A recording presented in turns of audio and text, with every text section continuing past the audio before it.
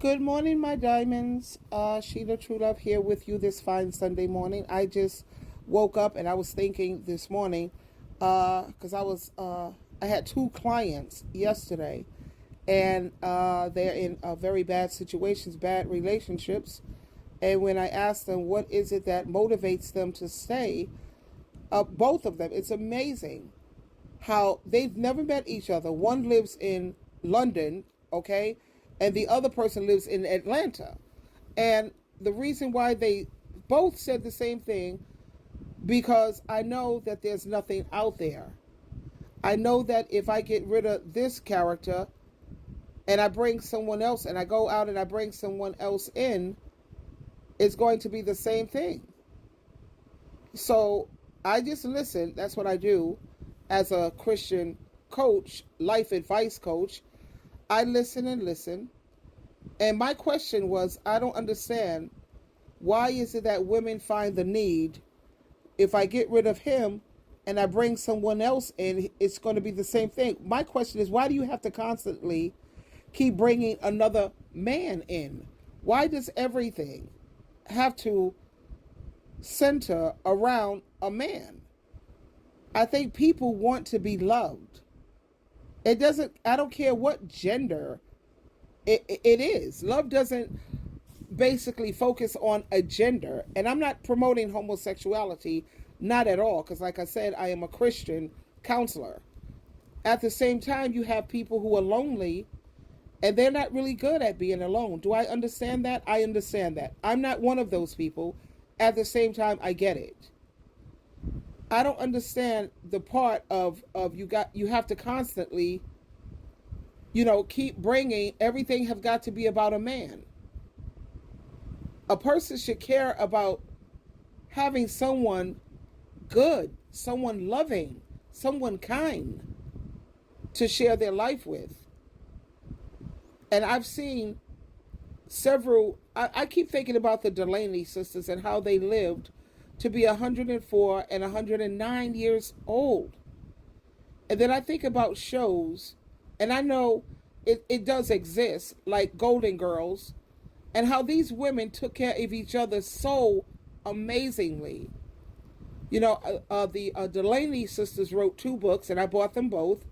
And when I listened to how they described their lives, not living with a man or ever having a man live in their home, they had the best life. They had a good time. They loved each other. They did everything together. When one of them was having a breakdown, they would get into bed with each other. These are sisters, mind you. And they would hug each other through the pain. They would hug each other through the crying. So for those women who always say, I want somebody to hug me and to hold me, if my girlfriend was hurting, I have three really, really, really great friends. And if they were hurting, you think for one moment I wouldn't climb in bed with them and hug them if that's what they needed? Yes, I would. And I would like to believe that they would do the same for me. Everything does not have to be about a man.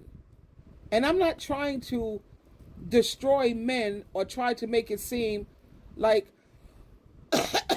men are not valuable. If you could find a decent one, then that is the most beautiful thing ever. I was just also looking at something where it was talking about how Jada Pinkett, she went through a lot because her father was an alcoholic, mom had drug issues, and she didn't have a man in her life. And because she didn't have a man in her life, that's the reason why things transpired in her life the way that it did. And I have to I have to disagree with that, because I see so many households that have had men in them. I think all of you are aware of how much I love Joyce Myers. She has been an amazing influence in my life. She has motivated me to do things that I didn't think I was capable of. At the same time, she had her father in her home, a man in the house. He was raping her for years. And there's so many other women and even sons who have been raped in the house by their father. I know someone who had their father, their real father in their life, and then they had a stepfather, and he still turned out gay. So what good is having these men in the house? As far as I'm concerned, the only thing that having a man in the house, a no good man, and trying to find a good one this day and age, good luck with that. Good luck. But the only thing I see of having a man in the home, and women who like to brag and think that it's a flex. Oh, I've been married for 20 years, 30, 40 years. The only thing that these women teach their children is how to take abuse. A lot of these children sit here and watch their mom and dad stay together, but they watch how dad dogged the hell out of mom. Dogged the hell out of mom. Had mom doing everything. Yelling at mom, cheating on mom, coming in drunk, spent up all the money from where he used it on side pieces and thoughts and drugs. And these kids was observing how mom just stayed and took it and settled and just laid down, stretched out, and became a floor mat. That's the example that the mom set for these children, especially her daughter, teaching her daughter that this is what you're supposed to accept, sweetheart. Just look the other way. Just go pray about it. Don't pray about nothing that God didn't put together, sweetheart. Really. And what did that message teach the sons? It teaches the son you could treat a woman any kind of way. You see how I dog your mother? She ain't going nowhere. So the son is witnessing this, and even though he don't like it, but he sees that this is what women were probably built for. This is what women, I don't have to straighten up. I don't have to be a good man. Because I see how much my mom puts up with this. Oh, my goodness. My mother, oh no, she raised a strong, a beautiful soldier right here. Because I saw my mom, she didn't put up with no one treating her badly. No, she didn't put up with it, even if it meant being a single mom struggling as hard as she did. She set an amazing example for this lady right here. Pick up your crown, lady. Put your crown on your head and adjust it and stand your ground. So simply having a man in the house, that's not what's important. And another thing I want to put emphasis on, and I can't stress this enough. You already have two great men in your life. You have two great men.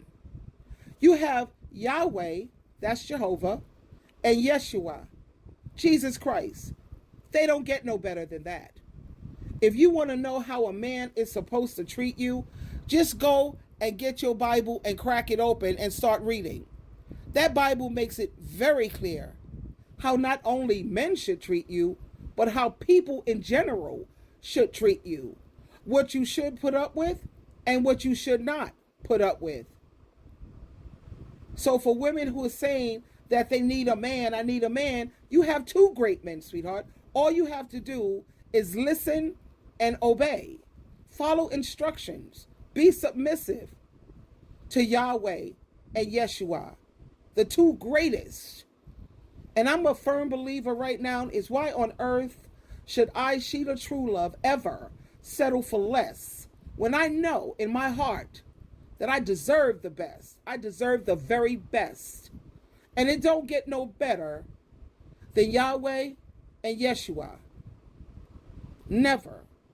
So as I lay here and as to talking to these females, I hope they feel better, because I have helped encourage some women to say, you know what, I got a job, girlfriend, and I want to say thank you so much, Miss True Love, because I got up off my behind, I got a job, and guess what? I'm doing so well. And thanks to social media, they're seeing how a lot of women have left their domestic violence or their abusive situation, and women are actually making it. They're making it. And I'm so grateful to Jehovah and Jesus for social media, because it has helped to give a lot of women the strength to do what they need to do. Diamonds, diamonds, diamonds.